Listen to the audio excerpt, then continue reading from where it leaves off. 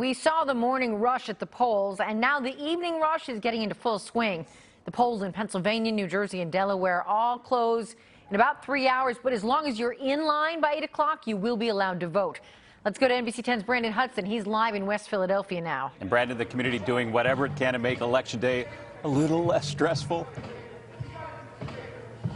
Yeah, that's right. And one of those ways to make things a little less stressful is this party that's going on behind me. So as soon as voters get off work, they can come out to Barry Elementary. If this is their polling place, they come out here and they vote.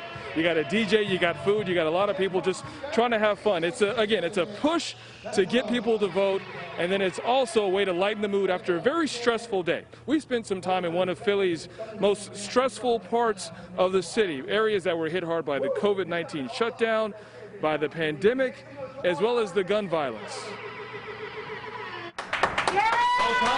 7 a.m. Election Day morning. Long lines at polling places in South Philly, Center City, and the Northeast. In the Northwood section, broken voting machines tested voters' patience. Nobody want to stand here for hours to, like one person at a time. Look how many people. The line go all the way down there. When I arrived, the line was further back that way. In West Oak Lane, the process was easier. People were in and out within minutes at this church. That's where we met Dana Toby, who said the biggest concerns in his neighborhood are gun violence and coronavirus. When it first hit it, I had the COVID plus pneumonia, and a lot of my friends and family had it and passed away. So now, hopefully, when Trump is voted out of office, we can really focus on health care. When COVID first hit Philly, health department officials noted West Oak Lane was one of the hardest hit neighborhoods in the city.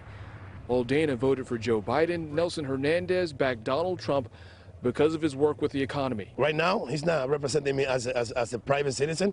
Right now, he's representing me as a public server. So what I care about is what he does right now.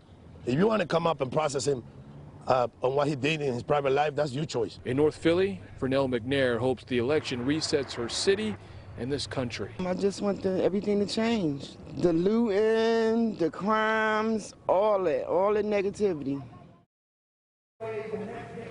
Now, I spoke to a judge of elections in Parkside. She said she didn't expect a crowd or a line at her polling place at 52nd and Jefferson because most of the citizens that are there, the senior citizens, have voted early. So that way they can, they've already turned in their ballots. The only people she did expect were people who got a mail-in ballot but still did not trust that mail-in process, so they had to go take their ballots to the polling place. Reporting live here in West Philly, I'm Brandon Hudson, NBC 10 News. All right, Brandon, thanks for that.